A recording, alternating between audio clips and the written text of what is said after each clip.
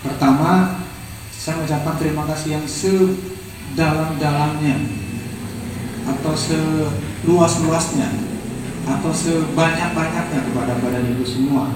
Alhamdulillah bidang kita di SMP, terutama kegiatan di sekolah maupun di bidang kami ini terlaksana dengan baik. Dukungan dari Bapak itu alhamdulillah kepada kami bahwa kinerja kami itu dilihat dari seberapa baik kinerja Bapak Ibu di sekolah. Ya, kalau misalnya kinerja Bapak dan Ibu lemah, pasti akan menandakan lemahnya juga kinerja bidang SMP. Dan itu sudah diberikan penilaian oleh Pak Kepala Dinas. Ini secara umum Pak ya, secara global memang kita alhamdulillah diberikan penilaian yang baik, apresiasi yang baik. Terima kasih buat semuanya. Tetapi ada beberapa catatan dari Pak Kadis kepada kita semua di bidang SMP, terutama kepada saya, kepada Pak Kasih, Pak Iman dengan Pak Eko, bahwa ke depan ini harus lebih optimal lagi dalam pengolahan, yaitu pengolahan sekolah maupun pengolahan hal-hal yang lain yang berkaitan dengan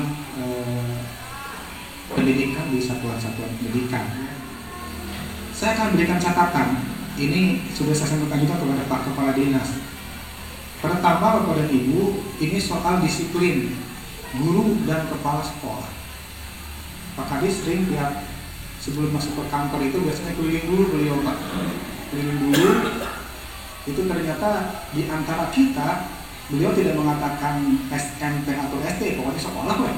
Pak Kadis karena sering keliling kemanapun beliau mau dan tidak mau didampingi biasanya Pak. Ya, oleh bidang-bidang tidak mau didampingi. Beliau berangkat sendiri saja. Pasti ke sekolah Bapak Ibu ada yang sudah pernah dikunjungi lah pagi-pagi mendadak barangkali ya. Ujung-ujung Pak Kadis sudah ada di situ. Malah teman kita OB nggak tahu kalau itu Pak Kadis. Apalagi hari Sabtu masih menganggap Pak Kadis itu eksternal saja. Itu ditaruh-taruh saja. Itu sampai sekarang masih ada. Ketika sudah waktunya masuk Bapak dan Ibu, Pak Kadis masih melihat teman-teman itu masih tidak di luar, tidak pada tempat kerja, tidak ada di kelas atau tidak ada di kantor, di ruang sekolah tidak ada. Itu masih nampak seperti itu. Dan itu imbasnya kepada siapa? Kepada anak-anak pun masih ada banyak yang di luar.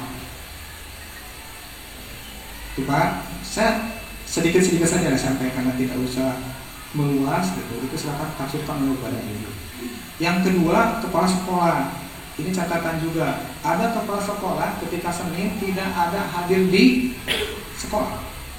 Kepala sekolah yang tidak mengikuti upacara bendera. Memang lisannya begini, kan Pak digilir Pak katanya. Nanti guru ini. Tetapi wajib kepala sekolah harus hadir. Pak Kadis melihat itu. Jadi mohon pada Ibu kalau tidak berhalangan yang memang sangat krusial banget, hadirlah dilihat keberadaan kegiatan kita di hari per hari ini. Tawuran Pak, itu sudah dalam kondisi kritis di kita tawuran.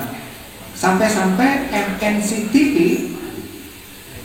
reporternya ngomong kepada saya, ini belum ditindaklanjuti oleh Kabin SMP. Gitu bilangnya. Terakhir kemarin kasus di SMP 4. Pak Hendro, ramai itu.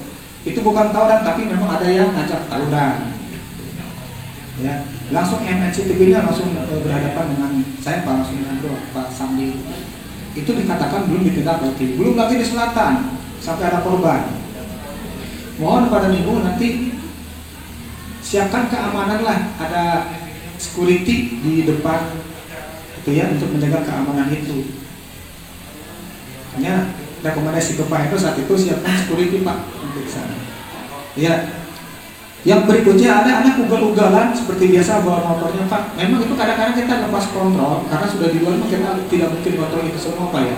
Minimal lah kita akan terus-terusan diingatkan lagi. Sama seperti Bapak dan Ibu lalu penyebutan sopoh ngenak teh.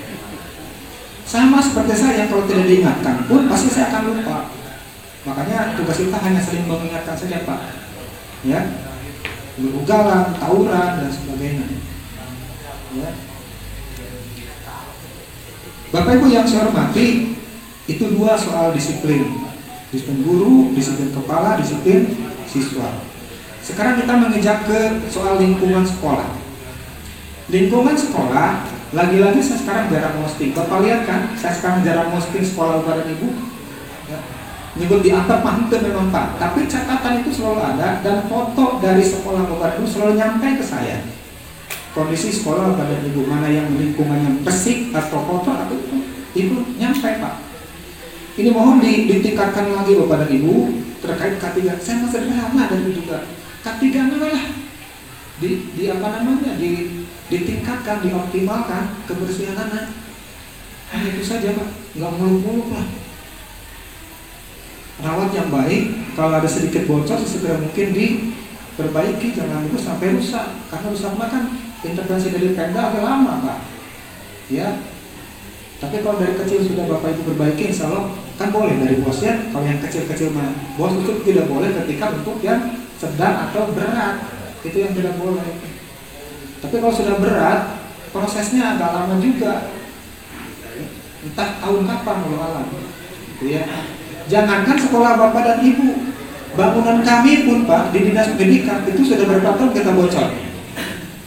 Yang di ruang SMP itu bocor Pak. Sudah bocor Pak.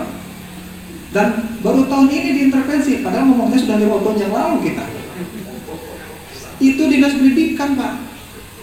Dan rencananya tahun ini itu mau dibongkar karena sudah bocor. Ya.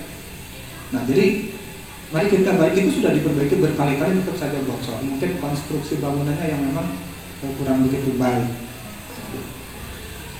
Toilet, tolong Bapak dan Ibu dilihat juga, lima toilet masih tetap baru di hadiah oleh dinas, oleh sekolah, tapi merawatnya Pak, itu yang paling utama kan merawatnya.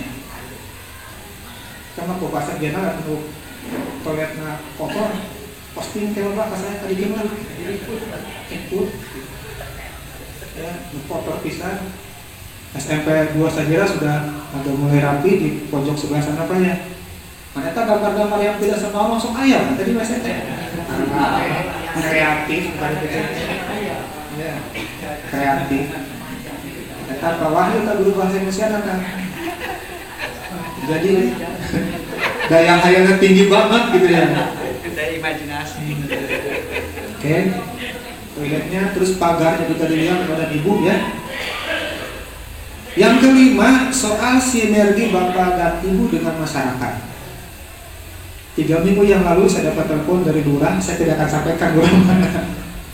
Asli, lurah ngobrol kepala sekolah SMPA kurang koordinasi dengan kami pihak desa. Kepala desa mah raja Pak di situnya. Raja Pak di situnya. Jadi silakan Bapak Ibu baik-baik Pak. Jangan sampai nanti informasi ke saya, ke Pak Sekdis, ke Pak Kadis, informasi yang kurang baik. Hanya karena orang keur ngalamun, Pak Kepala Desa lewat jadi taros, disangka sombong dan sebagainya. Silakanlah. Cuma Bapak dan Ibu baik-baik dengan Kepala Desa, dengan aparat desa, dengan komite, Bu ya. Tuh, itu yang kelima yang menjadi catatan dan Pak Kadis pun sudah tahu hal ini. Nanti saya akan sampaikan kepada Bapak Ibu kaitan dengan pengelolaan manajemen di sekolah. Ya, saya akan sampaikan yang pertama.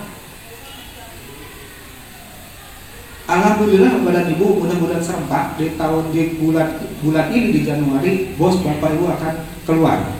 Mudah-mudahan. Ya, ini memang pencairan yang tepat, yang cepat versi kementerian seperti itu. Tetapi ada laporan dari Pak Eko, katanya mungkin ada beberapa sekolah yang agak telat, mungkin masuk ke gelombang kedua. Pak Soleh, mohon nomenklaturnya dibenerin lagi Pak. Sudah Pak, dari Pak Eko Pak ya. Sudah ya. Ini proaktif Pak Eko lain Pak Soleh. Sudah dari dulu sama Pak Aziz. Ya Pak.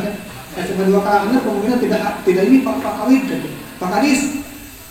Tidak akan cair di gelombang 1. Pak Kadis langsung nanya, tadi dibahas lagi. Ya apa sudah beres, mudah-mudahan masuk. Belum berapa nanti nominatifnya? Sudah ada belum ke Pak Soleh? Belum ya. Kalau toh memang nanti di tahap 1 gelombang 1 yang lain cair Bapak belum, berarti ada masalah juga tentang nomenklaturnya itu. Gitu ya.